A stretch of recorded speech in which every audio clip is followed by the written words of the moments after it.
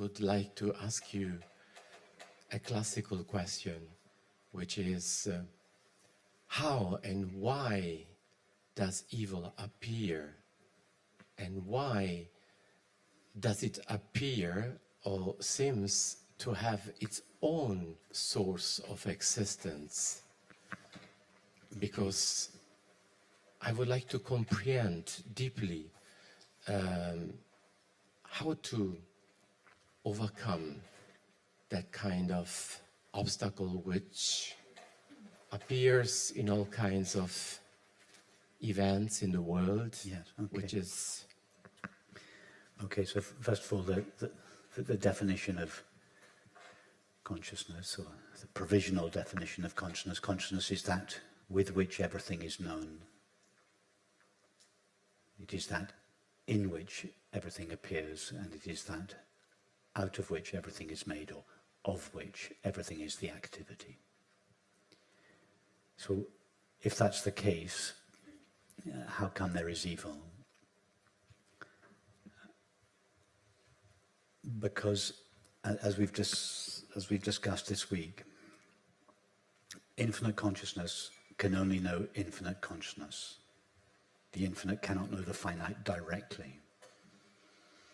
So, in order for there to be manifestation, in order for a world to be known, or an object to be known, infinite consciousness must forget that it is infinite consciousness. It must localize, or at least seem to localize itself as an apparently separate subject of experience, from whose perspective it is able to know an apparently separate object of experience.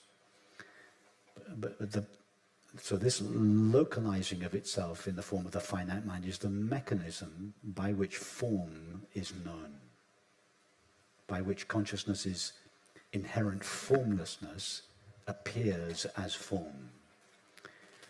But consciousness can only know form through this localized or limited perspective of the finite mind, the apparently separate subject of experience.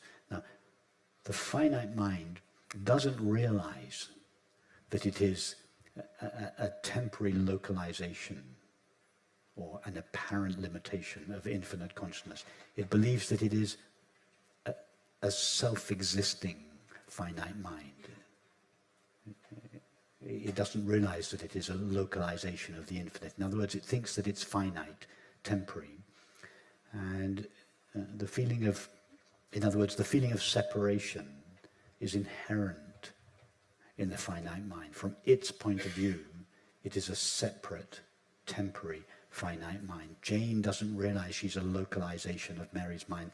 She thinks I'm an independent, separate, independently existing person. And feeling, the finite mind feeling itself to be temporary and finite, there are two existential feelings that govern all its feelings. One is the feeling of being a fragment, and therefore incomplete, and therefore it is always seeking someone or something to complete itself with. In other words, it's always suffering. Sorrow characterizes its internal experience, and it always feels that it's separate from everyone and everything on the outside. And it sees everyone either as a source of potential of happiness or love, or a threat to its existence, and therefore conflict characterizes its exterior experience. So and as a result of this, the apparently separate subject of experience is always negotiating experience with reference to what it can get out of it. And it doesn't realize that the objects, and particularly the people that it is relating with, are the same as itself. They think that the other is other. And it is because of this belief that the finite mind has, because of this belief that the other person is another person, separate from me, other than me, that it is able to behave towards that person in a way that doesn't implicate itself.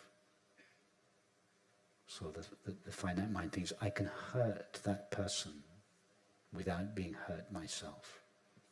Well, therefore, it doesn't matter what I do to that person because it won't hurt me.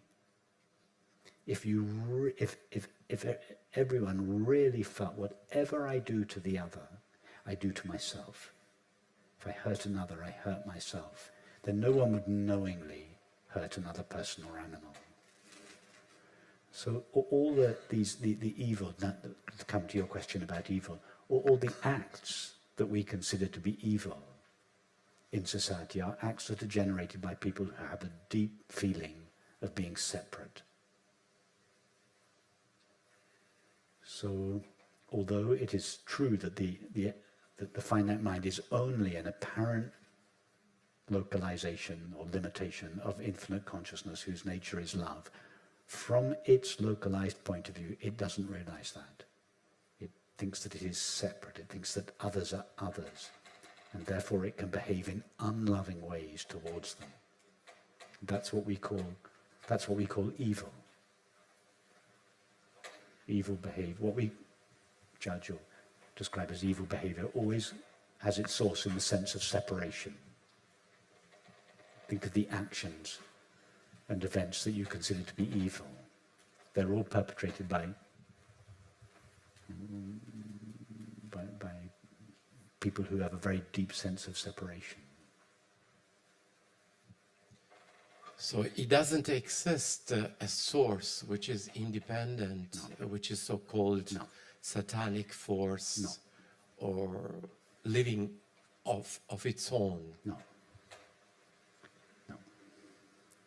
Even